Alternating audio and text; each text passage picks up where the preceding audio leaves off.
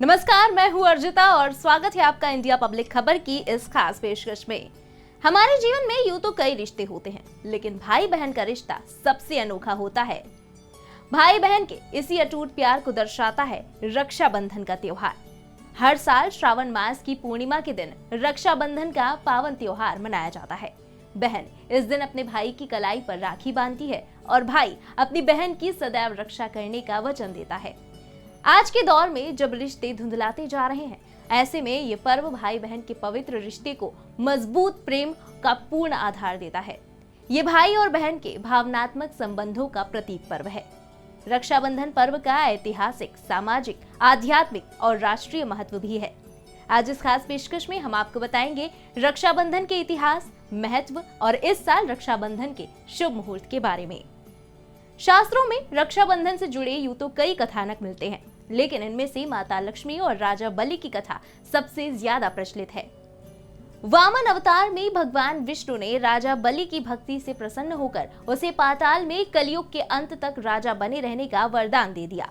इसके बाद राजा बलि ने विष्णु जी से एक और वरदान मांगा कि उनका साम्राज्य शत्रुओं से बचा रहे और आप मेरे साथ रहे। अपने भक्त के निवेदन पर भगवान विष्णु ने राजा बलि के निवास में रहने का संकल्प लिया। दूसरी तरफ भगवान विष्णु के बैकुंठ न लौटने से परेशान माता लक्ष्मी ने नारद जी द्वारा बताए गए उपाय का पालन करते हुए राजा बलि के पास जाकर उसे रक्षा सूत्र बांधकर अपना भाई बना लिया और भगवान विष्णु को अपने साथ वैकुंठ ले जाने का वचन मांग लिया।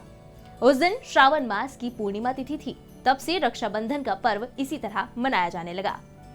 महाभारत में भी रक्षाबंधन के पर्व का उल्लेख मिलता है। जब युधिष्ठिर ने भगवान कृष्ण से पूछा कि मैं सभी संकटों को कैसे पार कर सकता हूँ, तब भगवान कृष्ण ने उनकी और उनकी सेना की रक्षा के लिए राखी का त्योहार मनाने की सलाह दी थी।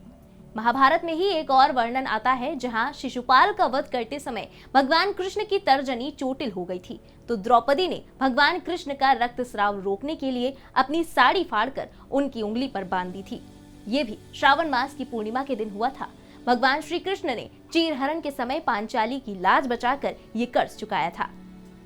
वहीं मध्यकालीन इतिहास पर नजर डालें तो राजपूत और मुगलों के बीच संघर्ष के चलते रानी कर्णावती ने मुगल सम्राट हुमायूं को राखी भेजकर अपनी और प्रजा की सुरक्षा का प्रस्ताव रखा था। तब हुमायूं ने रानी कर्णावती का प्रस्ताव स्वीकार कर अपनी बहन की रक्षा की और उनकी राखी का सम्मान रखा। ऐसी मान्यता है कि श्रावणी पूर्णिमा या संक्रांति तिथि को राखी बांधने से बुरे ग्रह कटते हैं।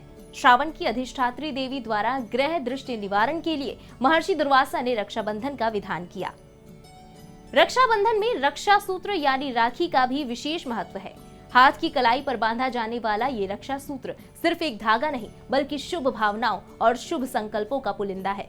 यही सूत्र जब वैदिक रीति से बनाया जाता है और भगवान नाम और भगवत भाव सहित शुभ संकल्प करके बांधा जाता है, तो इसका सामर्थ्य असीम हो जाता है। ये तो बात हुई रक्षाबंधन और रक्षा सूत्र की। आइए अब जानते हैं इस साल रक्षाबंधन के शुभ मुहूर्त और शुभ योग के बारे में।